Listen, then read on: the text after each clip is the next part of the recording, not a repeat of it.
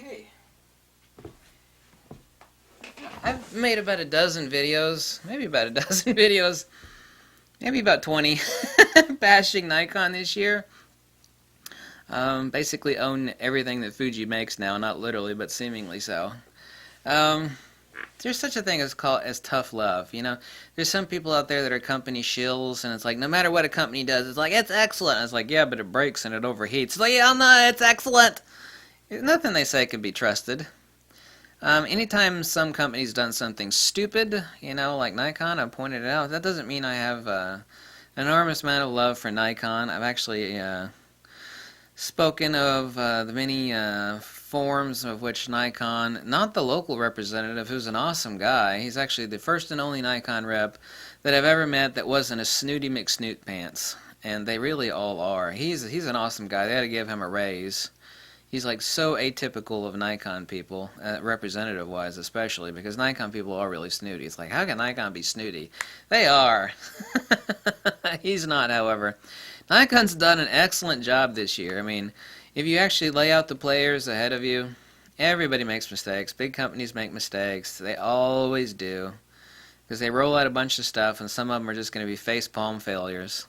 SnapBridge app, failure. The 105 f1.4 Nikkor, failure. The Nikon D5, I mean, that was just like a lump of dead meat. That just went over like a lead balloon, the Nikon D5. That's alright, Nikon will fix that next year, and they'll roll out the D5S. Whee! D5S. Just like they did with the D3, the D3S, the D4, the D4S.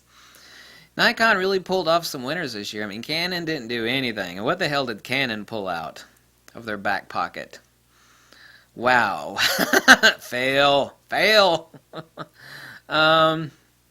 Overheating camera by another company which has been replaced by another camera which also overheats but whose sensor ignores the overheating and it gives you a warning. This camera will get hot. Is that okay? And then you have to click yes.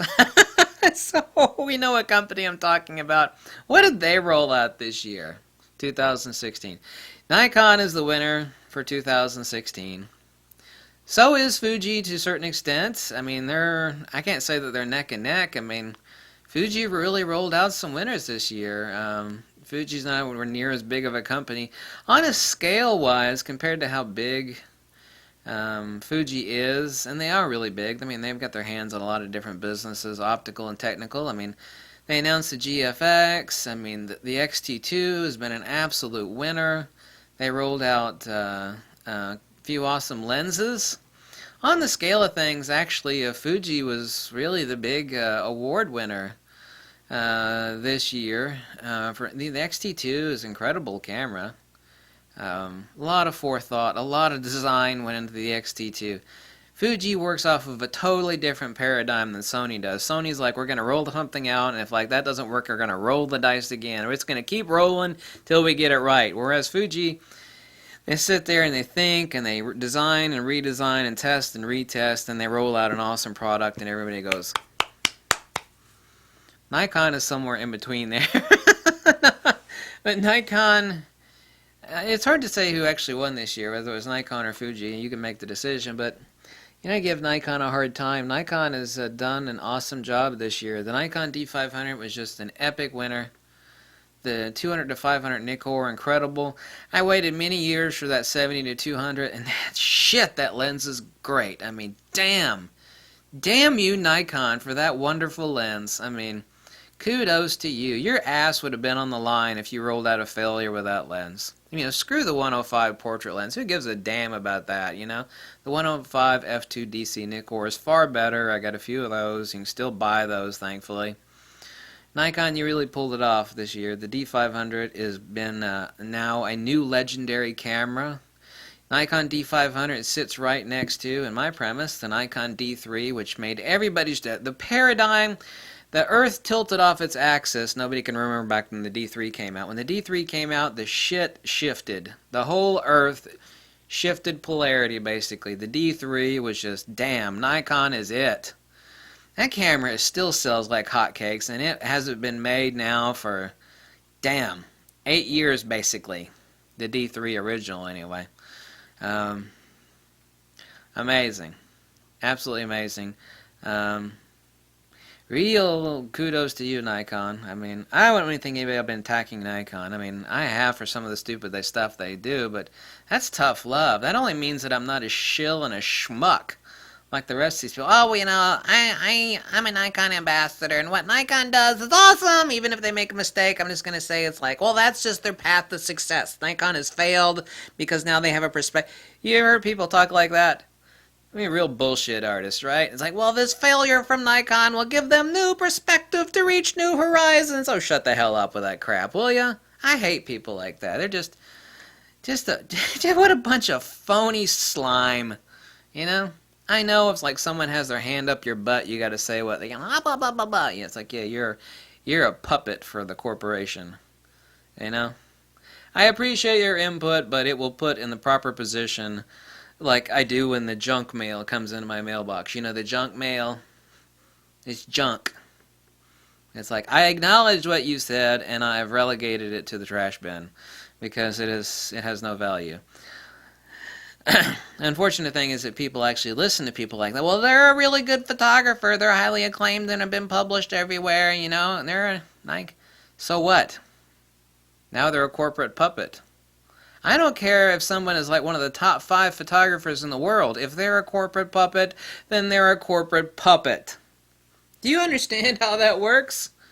That means that, you know, and most people that are actually really good photographers are not very good on the technical. I mean, that was true back in photography school. When some of the best photographers in the world would come by, we'd be like, damn, these people have no idea about anything other than making awesome photography. I mean, if you're going to consult them on what to buy, they don't know nothing.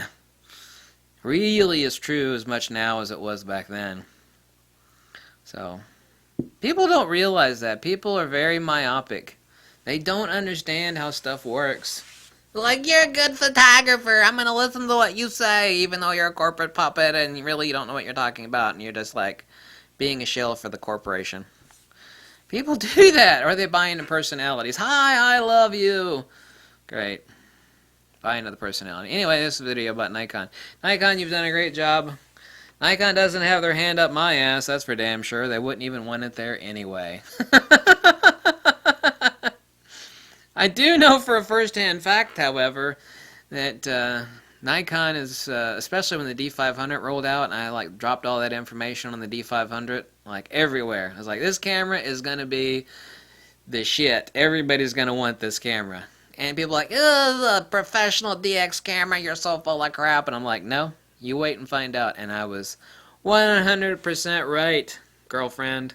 100%. SnapBridge app doesn't work, who gives a shit? The camera's so great, I don't give a damn about the SnapBridge app. There's a little door on the side. I'll take the damn card out and stick it in my damn computer. I don't need a SnapBridge app. I'm gonna Wi-Fi my pictures and Facebook them. Is that really why you bought a professional camera, so you could Wi-Fi your shit to Facebook? Well, that application's really important to me. Well, good. That means you're an idiot. You know? A real professional takes the card out of the camera, he sticks it in his MacBook Air, hopefully. He turns on the tethering on his iPhone, and then remotely he Wi-Fi's raw files. Excuse me, he does via cell phone network, Bluetooth from or Wi-Fi from the laptop to his cell phone to the network tower, which gets forwarded onto whoever. That's the easy thing to do, you know. It's also a lot faster, and the files are a lot bigger. They're full size, actually. Be whatever size you want them to be. People are amazing to me. And it's like, I want a Wi-Fi application on my camera. Good, let's stick a can in there too, so the next time you use the bathroom it will wipe your butt. Let's start complaining about that now. My camera sucks. Why does it suck? Because it doesn't have a little hand that comes out and wipes my ass when I go poopy. God, what a bunch of babies. What a bunch of babies. Nikon, you did an excellent job this year. Nobody needs to tell you that, including my fat, ugly, tattooed ass, right? You know that. Kudos to you, Nikon. You did a great job this year, in spite of some of the really stupid things that you did, which weren't that bad. Big deal. Who cares, you know? Crappy lens, kind of a loser, overpriced camera. It's alright. Whatever. whatever. The D500 and those lenses you rolled out are awesome. You know, it's not every year a camera company rolls out something that awesome, much less a few awesome things like Nikon did. Keep things in perspective. Adios. Bye.